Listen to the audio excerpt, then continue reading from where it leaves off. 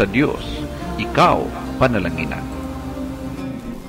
Maayong adlaw sa tanan, salamat na usab sa Dios sa higayon nga makapadayon kita sa ato ang buhaton, og happy weekend sa tanan. Salamat sa Dios nga sa tibuok semana siya nagauban kanato og gahatag siya kanato og dugang pribilehiyo maka-enjoy kita sa kinabuhi o makabuhat sa mga buluhaton sumala sa iyang handom anak kanato.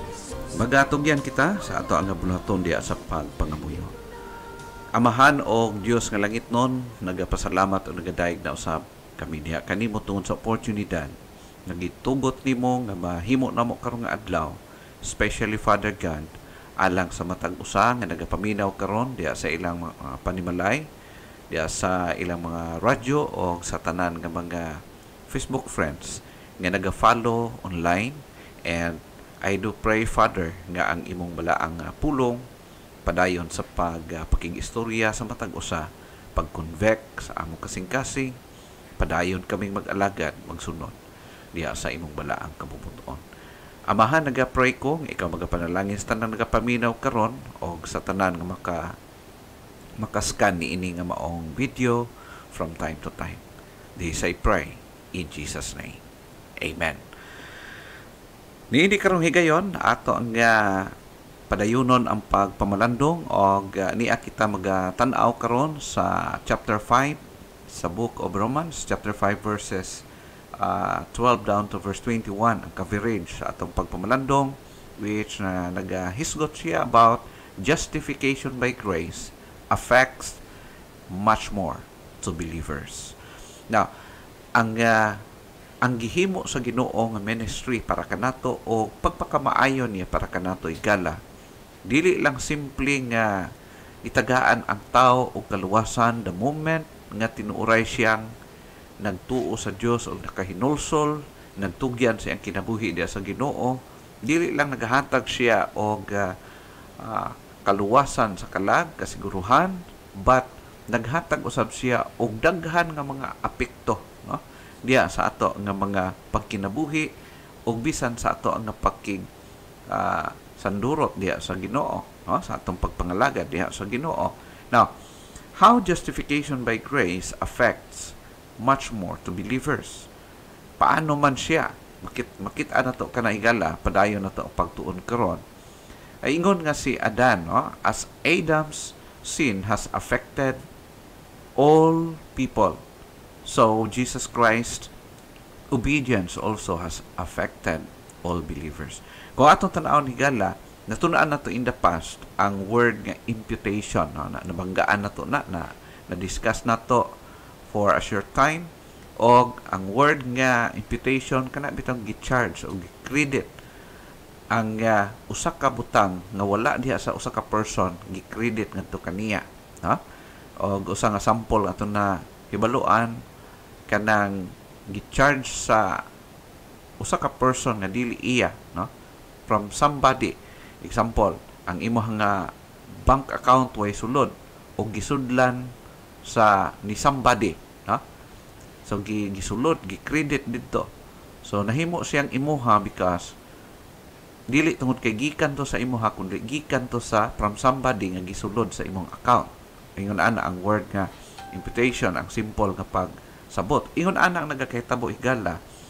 So kung imong tan-aw ng una nga nagakahitabo, si Adan nakasala tubangan sa Ginoo, naka-disobey siya uban kay iba, ug tungod sa ilang sala naapektuhan ang tibuok human race, ang tibuok katawhan, naipektuhan sa ilahang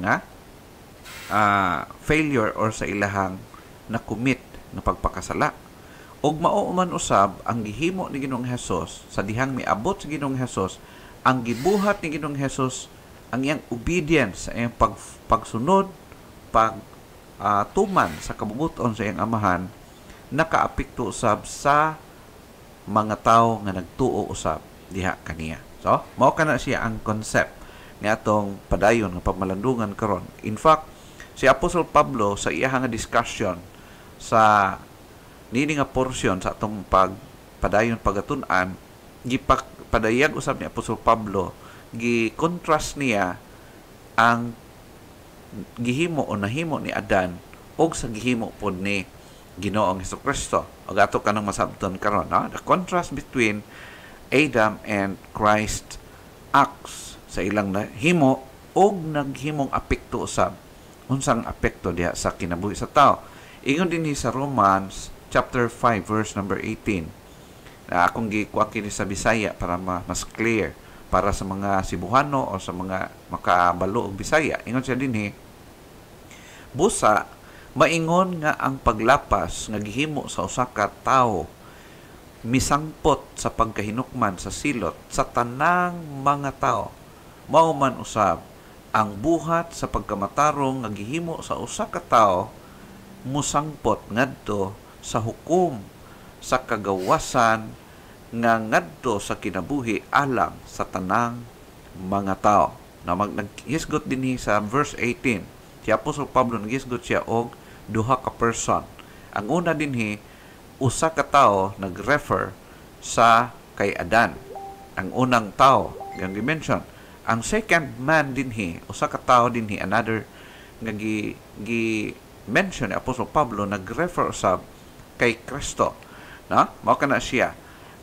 Silang duha gitawag sila og mga mura sila og mga federal heads, no? Na si Adam and Christ as federal heads. Example, pareho sila sa king, sa hari or sa president, no? Ato makita nga ang desisyon nga nahimo nila, na commit nila, ang effect ni ini nakaapekto sa ilang mga descendants. Pareha sa hari, sa presidente, or even sa parent diha sa panimalay. Kung imong tan-aw ni Gala, kung mamali og desisyon ang leader, ang mahari man siya, mapresidente man siya, or maginikanan diha sa panimalay, or leader sa usa ka organization, or any, as federal head, makaapekto ang iyang mga desisyon sa iyang ginsakpan, no? So mao na siya, any decisions or actions descendants had to bear the consequences. Example, ang atong presidente magkamali og desisyon, mo suffer ang tibuok nasod. That's the both ipasabot, no? Ang impact niya mo apekto di lang siyang sarili but mo apekto siyang ginsakpan. So mao na ang una dinhi, Adam as federal head of the human race. Kay siya man ang ginikanan sa tanan. Nagikan kita kaniya.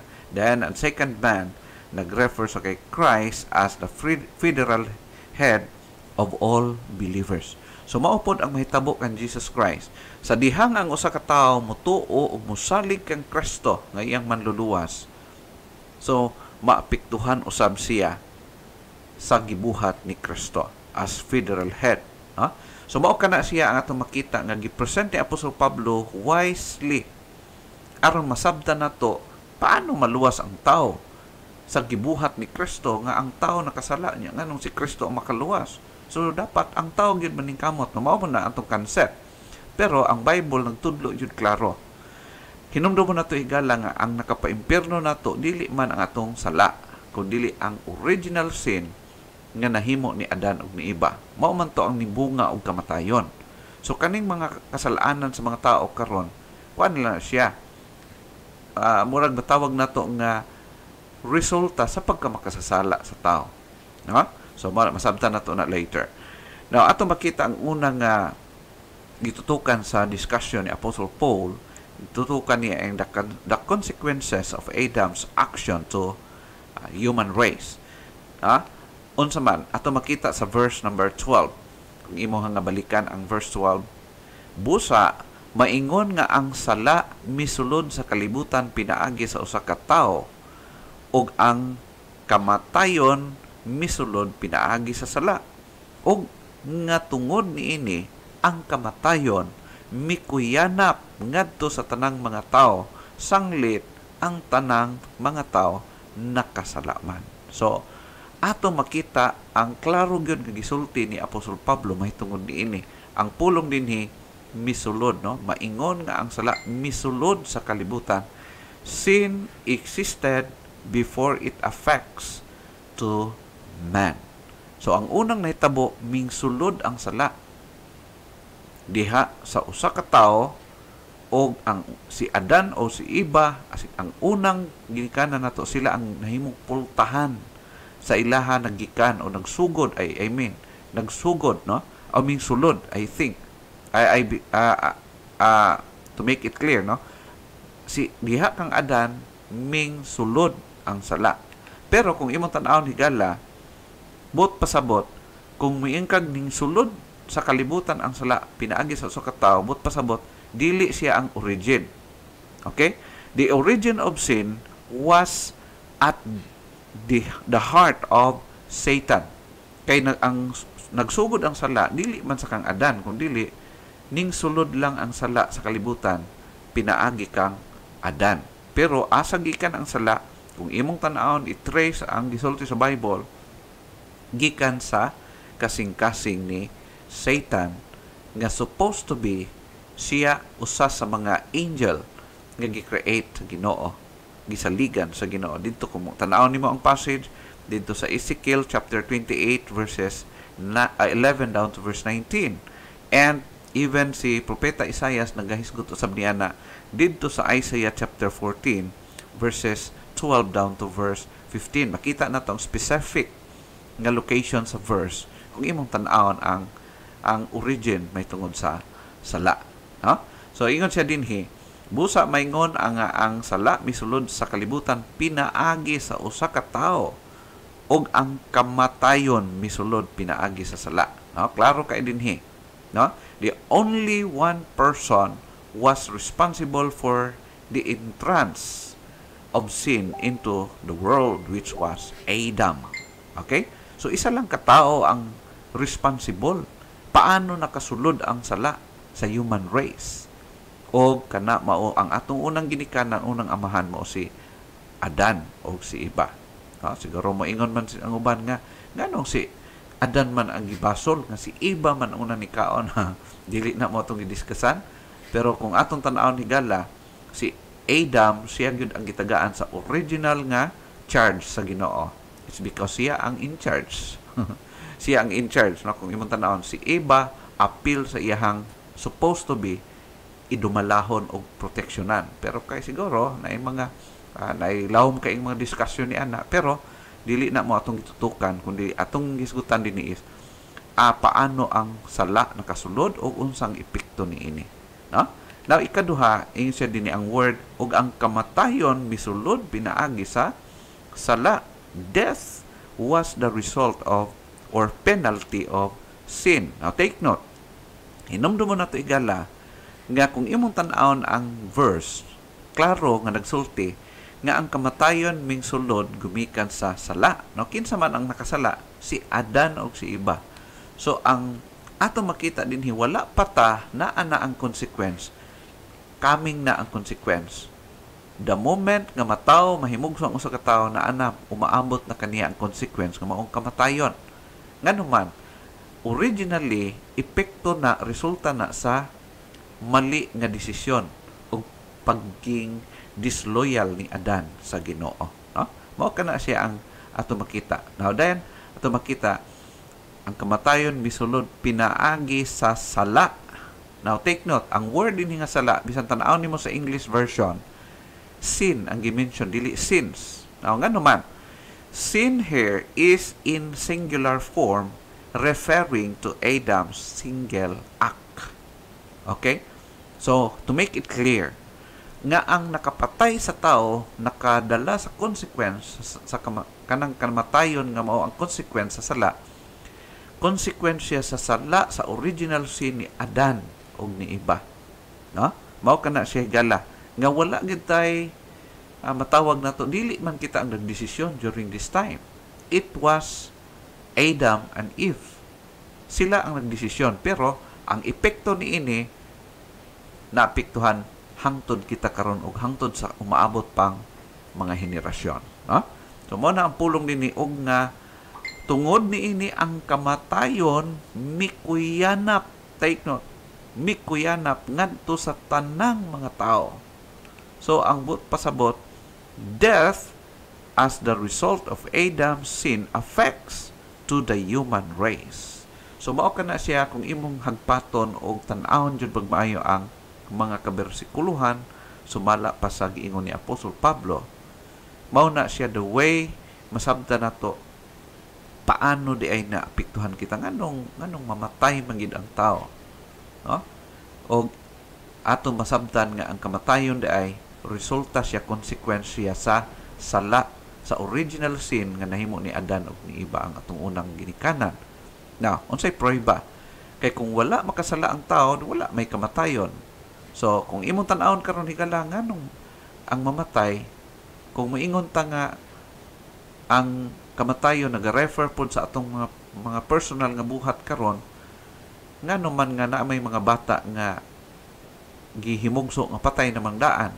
So, but pasabot, wala man siya na-perform nga sala pa.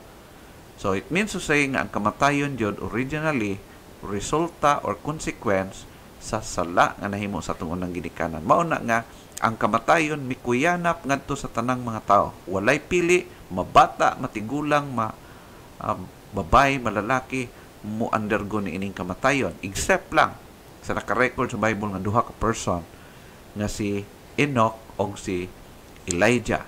Kay mabasa ginato word for word nga wala sila mamatay. Ha? So, wa ta kabalo kung unsa ang mga plano sa Ginoo para kanila, pero makita nato nga ang kamatayon result of Adam's sin nga nakaapekto sa whole human race. In verse 13, ingon siya dinhi, hinuon ang sala diha na sa kalibutan sa wala pa ang kasuguan. Apan ang sala dili pagaisipon diin wala ang kasuguan. So, gipakita nato dinhi ni Apostle Paul nga ang sala even sa wala pang kasuguan, ang sala naa na nagdominar na siya, no? Kung imong tan-awon ang i-check nimo, wala pa may commandments ani, wala pa mang kasuguan, pero ang sala naa na siya daan, nag-existar na, no? So klaro ang gisulti dinhi that sin exists before the law was given. Okay? Now, klaro nga gisulti dinhi sa pulong sa Ginoo nga ang sala diha na sa kalibutan sa wala pa ang kasuguan. So buot pasabot higala nga nag-refer gud siya originally ngadto sa na-perform ni Adan ug ni Eva before the law. In verse 14, bisan pa niini sukad kang Adan hangtod kang Moises, ang kamatayon naghari sa katawhan. Bisan pa sa mga tao kinsang mga pagpakasala dili sama sa paglapas ni Adan. Si Adan maoy usa ka hulagway ni adtong miabot sa kaulahiay, referring to Jesus.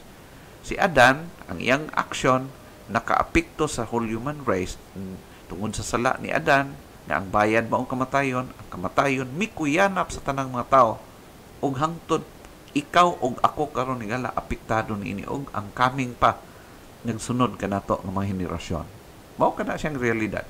Apan ato makita bisan pa sa mga tao kinsang pagpakasala dili sama sa paglapas ni Adan. Lahi man atong failure. Na yun siya din. Si Adan maoy usa ka hulagway picture ni adtong miabot or umaabot nga si sa kaulahi ay si Kristo, no? Miabot, referring to Jesus. Kaya nga naman, during sa pagsulat ni Apostol Pablo, human naman si Jesus mianis kalibutan, ni saka na maganig langit. No? Mao na siya. Si Adan maoy usa ka hulagway ni adtong miabot sa kaulahiay. No? Katong next nga miabot kay Adan nga nakaapekto gyapon sa human race, referring sa kang Jesus Christ nga iyang trabaho. No? Ang word kamatayon din is death domain the human race even before the law was given to Moses. So, klaro kayo. Now, kung imong tan-awon sa previous na to mga pagtuon, nga ang balaod gihatag sa Dios aron masabtan sa tao nga siya makasasala, siya dili makakaya sa pagluwas siyang sarili, aron siya makaamgo, makasabot siya nga taas kaayong standard sa Ginoo ug di gyud kaya abuton sa tao. That only Jesus maka-fulfill sa requirements sa balaod, only Jesus, only God Himself nga matagbo niya or ma-fulfill niya ang requirements alang sa tinuod nga pagkamatarong. That's why nga ang pagkamatarong gi-present sa Dios nga grasya o kaluoy o maangkon lang sa tao. Nga kana bitong kabalo mo paubos sa Ginoo nga moingon siya, Ginoo, dili gid nako kaya maluwas. Dili nako kaya ma-fulfill ang imong mga kabalauran. Ikaw lang ang makatabang kanako, no? Ang problema magud sa tao higala kay taas kay garbo ba. Kay bisag di niya kaya as if yun nga kaya niya. So ang gusto sa Ginoo dili nang hambugiro. Gusto sa Ginoo kanang mapaubsanon, muila nga siya spiritually bankrupt according sa Matthew chapter 5 o spiritually unable or powerless, helpless when it comes to salvation. Only God can help him. No? So, ikaduha din is the consequences of Christ's action to human race. So, ganina kang Adan to atong gitutukan, paano nakaapekto ang action ni Adan sa atoa, sa human race. Ang ikaduha si Jesus Christ, ang iyang trabaho. Ingon sa verse 15, ingon siya dinhi, apan ang gasa nga walay bayad, take note, ang gasa nga walay bayad. Gasa na wala pay bayad, no? Klaro nindot kay sa Cebuano nga version. Yan siya. Apan ang gasa nga walay bayad, lahi ra kaayo sa kalapasan. Kay kung daghan ang nangamatay tungod sa paglapas nga nahimo sa usa ka tawo, ngadto sa daghan gikapadagaya sa labi pagayod ang grasya sa Dios ug ang gasa nga walay bayad diha sa grasya ni adtong usa ka tawo nga si Hesus Kristo. So gi-mention ang name si Ginoong Hesus Kristo nga siya ang mao ang gasa gikan sa Dios ug siya maong nagperform nga ang tao matabangan pinaagi sa grasya. Mao na nga nag-stand kita, nagbarog kita nga ang tinuod ing makaluwas si Kristo kay siya ang gasa nga gipadayang sa Dios, gihatag sa Dios ug siya ang makaluwas sa tao nga motuo. No? The grace as a gift was freely given by Christ. Hinumdumo na ito igala ha. Ang tinuod nga kaluwasan sa kalag sa tao, dili sa iyahang sariling kakayahan, kundili grasya, gasa, freely gihatag lang sa Dios sa tinuod nga musalig ug mutuo ug dawat kay Kristo. Klaro kayo, di gid pwede dagdagan, dili pwede i-insert aron lang nga ikapasundayag ang di na mao ang gisulti sa Bible. Ha? So ato makita in verse 16, ug ang gasa nga walay bayad lahi ra kaayo nga misangpot sa pagpakasala, no? Lahi kayo ingon sa last part. Apan ang walay bayad nga gasa nga midason or misunod sa daghan ng mga paglapas nagdadalag pagkamatarong. Justification. The result of Christ's work is righteousness from God. The moment nga usa ka tawo mosalig kay Kristo sa gibuhat ni Kristo nga sakripisyo para kaniya, ang righteousness nga gikan sa Ginoo i-impute, i-charge diha kaniya. So mao na siya nga ang pagkamatarong nga naangkon sa tinuod nga magtotoo dili fake nga pagkamatarong, kundi original nga pagkamatarong from God mismo. Okay? So mao kana siya kay kung naa kay laing source sa pagkamatarong, fake na siya. Kay only one source of true righteousness nga mao ang righteousness from God Himself, which is maangkon sa tao diha kang Kristo. Okay? So klaro kay gisulti gala. Number 3, the comparison of Adam and Christ's work into the human race. Gi-compare, gi-kumpara, no? Di ato makita sa verse 17, kung tungod sa paglapas nga nahimo sa usa ka tawo ang kamatayon mihari pinaagi sa maong tao. Sa labi pagayon, take note, pinaagi sa usa ka tawo nga mao si Hesus Kristo nga managpakadawat sa kadagaya, sa grasya, ug sa gasa nga pagkamatarong nga walay bayad magahari diha sa kinabuhi. Amen. Praise God. No? So ato makita yan, ang kamatayon ning hari tungod sa usa ka tawo, pero ingat siya dinhi sa labi pagayod, much more ang gihimo ni Kristo maupod magdala og kinabuhi alang sa mosalig kaniya. Word sa labi pagayod. Kung kuang ka atong makita din nga mas labaw pa ang epekto sa gihimo ni Kristo. By Adam's sin, death reigned upon all men. By Christ's grace, life reigned upon all believers.